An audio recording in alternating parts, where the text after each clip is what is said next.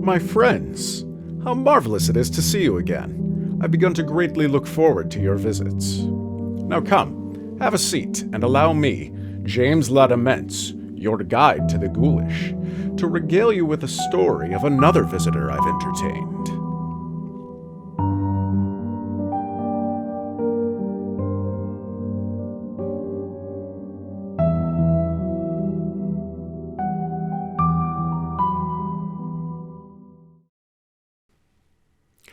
I took a large room far up Broadway in a huge old building whose upper stories had been wholly unoccupied for years until I came. The place had long been given up to dust and cobwebs, to solitude and silence. I seemed groping among the tombs and invading the privacy of the dead that first night I climbed up to my quarters. For the first time in my life, a superstitious dread came over me. And as I turned, a dark angle of the stairway and an invisible cobweb swung its lazy woof in my face and clung there. I shuddered as one who had encountered a phantom. I was glad enough when I reached my room and locked out the mold and the darkness. A cheery fire was burning in the grate, and I sat down before it with a comforting sense of relief. For 2 hours I sat there, thinking of bygone times, recalling old scenes, and summoning half-forgotten faces out of the mists of the past. Listening in fancy to voices that long ago grew silent for all time, and to once familiar songs that nobody sings now.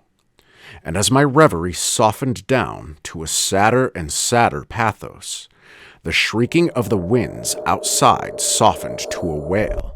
The angry beating of the rain against the panes diminished to a tranquil patter, and one by one the noises in the street subsided, until the hurrying footsteps of the last belated straggler died away in the distance and left no sound behind. The fire had burned low. A sense of loneliness crept over me. I arose and undressed, moving on tiptoe about the room, doing stealthily what I had to do, as if I were being environed by sleeping enemies whose slumbers it would be fatal to break. I covered up in bed and lay listening to the rain and wind and the faint creaking of distant shutters till they lulled me to sleep. I slept profoundly, but how long, I do not know. All at once, I found myself awake and filled with a shuddering expectancy. All was still. All but my own heart. I could hear it beat. Presently, the bedclothes began to slip away slowly toward the foot of the bed, as if someone were pulling them. I could not stir. I could not speak. Still, the blankets slipped deliberately away, till my breast was uncovered. Then, with a great effort, I seized them and drew them over my head. I waited, listened, waited. Once more that steady pull began, and once more I lay torpid a century of dragging seconds, till my breast was naked again. At last I roused my energies and snatched the covers back to their place and held them with a strong grip. I waited. By and by I felt a faint tug and took a fresh grip. The tug strengthened to a steady strain. It grew stronger and stronger. My hold parted, and for the third time the blanket slid away. I groaned. An answering groan came from the foot of the bed. Beaded drops of sweat stood upon my forehead. I was more dead than alive. Presently, I heard a heavy footstep in my room. The step of an elephant, it seemed to me. It was not like anything human, but it was moving from me. There was relief in that. I heard it approach the door, pass out without moving bolt or lock, and wander away among the dismal corridors, straining the floors and joists till they creaked again as it passed, and the silence reigned once more.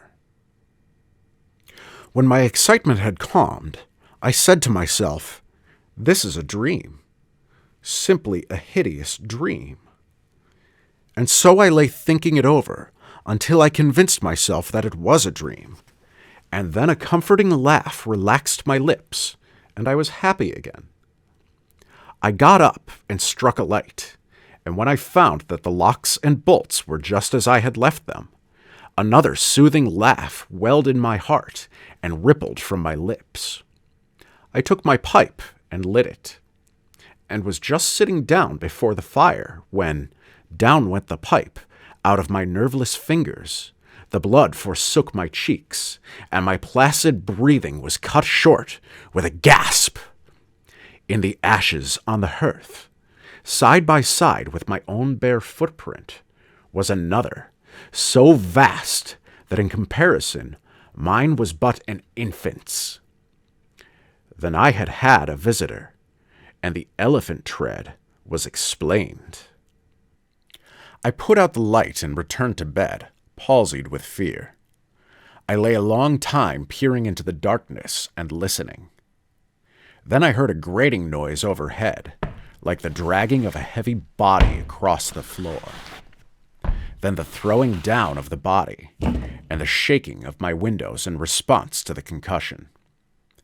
In distant parts of the building, I heard the muffled slamming of doors. I heard, at intervals, stealthy footsteps creeping in and out among the corridors, and up and down the stairs. Sometimes these noises approached my door, hesitated, and went away again. I heard the clanking of chains faintly, in remote passages, and listened while the clanking grew nearer, while it wearily climbed the stairways, marking each move by the loose surplus of chain that fell with an accented rattle upon each succeeding step as the goblin that bore it advanced. I heard muttered sentences, half-uttered screams that seemed smothered violently, and the swish of invisible garments, the rush of invisible wings. Then I became conscious that my chamber was invaded, that I was not alone. I heard sighs and breathings about my bed, and mysterious whisperings. 3 little spheres of soft, phosphorescent light appeared on the ceiling directly over my head, clung and glowed there a moment, and then dropped. 2 of them upon my face, and 1 upon the pillow. They spattered liquidly and felt warm. Intuition told me they had turned to gouts of blood as they fell. I needed no light to satisfy myself of that. Then I saw pallid faces, dimly luminous, and white uplifted hands floating bodiless in the air, floating a moment and then disappearing. The whispering ceased, and the voices and the sounds and a solemn stillness followed. I waited and listened. I felt that I must have light or die. I was weak with fear. I slowly raised myself toward a sitting posture, and my face came in contact with a clammy hand. All strength went from me apparently, and I fell back like a stricken invalid. Then I heard the rustle of a garment. It seemed to pass to the door and go out. When everything was still once more, I crept out of bed, sick and feeble, and lit the gas with a hand that trembled as if it were aged with 100 years. The light brought some little cheer to my spirits. I sat down and fell into a dreamy contemplation of that great footprint in the ashes. By and by, its outlines began to waver and grow dim. I glanced up, and the broad gas flame was slowly wilting away. In the same moment, I heard that elephantine tread again. I noted its approach, nearer and nearer, along the musty halls, and dimmer the light waned. The tread reached my very door and paused. The light had dwindled to a sickly blue, and all things about me lay in a spectral twilight. The door did not open, and yet I felt a faint gust of air fan my cheek, and presently was conscious of a huge, cloudy presence before me. I watched it with fascinated eyes. A pale glow stole over the thing. Gradually, its cloudy folds took shape. An arm appeared, then legs, then a body, and at last a great sad face looked out of the vapor. Stripped of its filmy housings, naked, muscular and comely, the majestic Cardiff giant loomed above me. All my misery vanished, for a child might know that no harm could come with that benignant countenance. My cheerful spirits returned at once, and in sympathy with them, the gas flamed up brightly again. Never a lonely outcast was so glad to welcome company as I was to greet the friendly giant. I said, "Why, is it nobody but you? Do you know, I have been scared to death for the last 2 or 3 hours. I am most honestly glad to see you. I wish I had a chair. Here, don't try to sit down in that thing." But it was too late. He was in it before I could stop him, and down he went. I never saw a chair shivered so in my life. Stop. You'll ruin Too late again. There was another crash, and another chair was resolved into its original elements. Confound it! Haven't you got any judgment at all? Do you want to ruin all the furniture on the place? Here, you petrified fool! But it was no use. Before I could arrest him, he had sat down on the bed, and it was a melancholy ruin.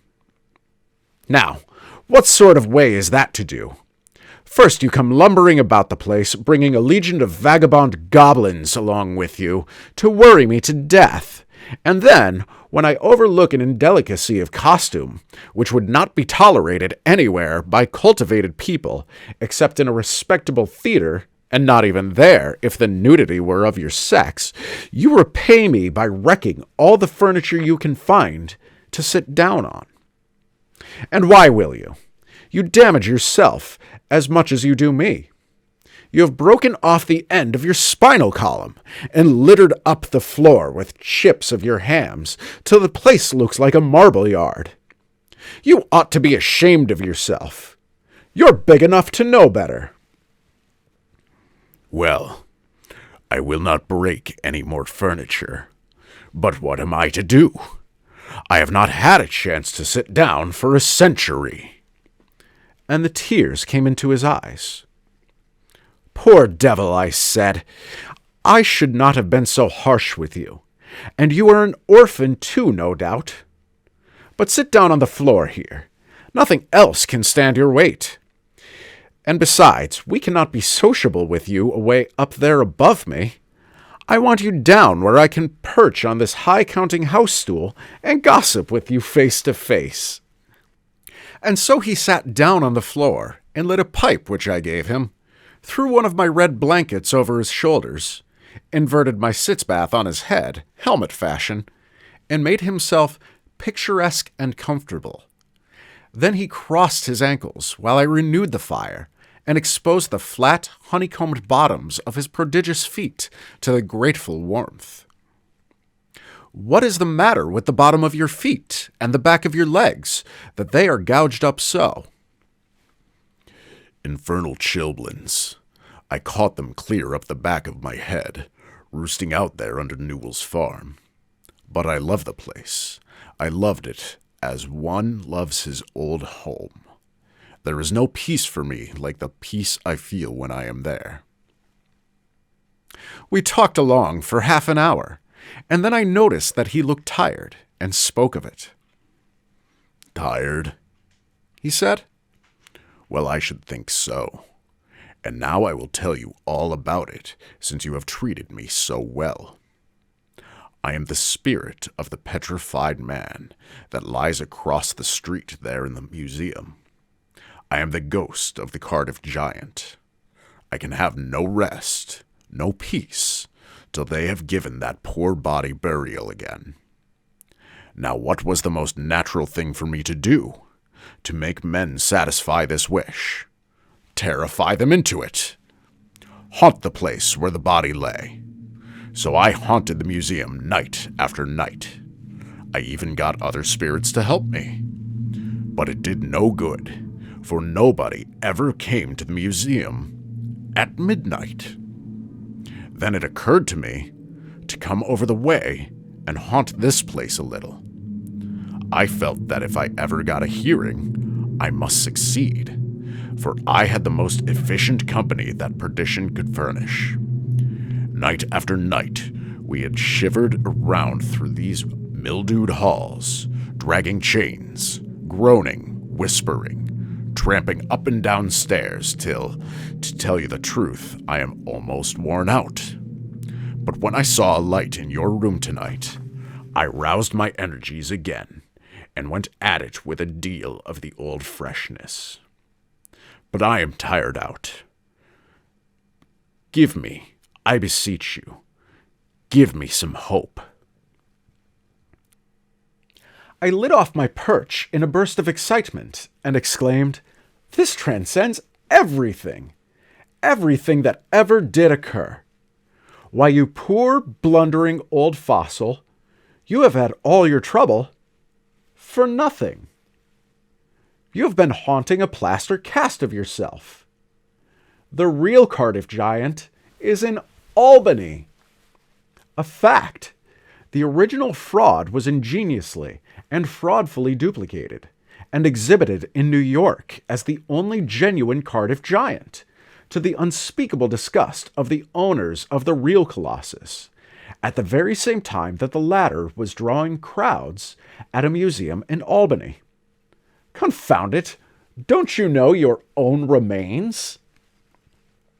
I never saw such an eloquent look of shame, of pitiable humiliation overspread a countenance before.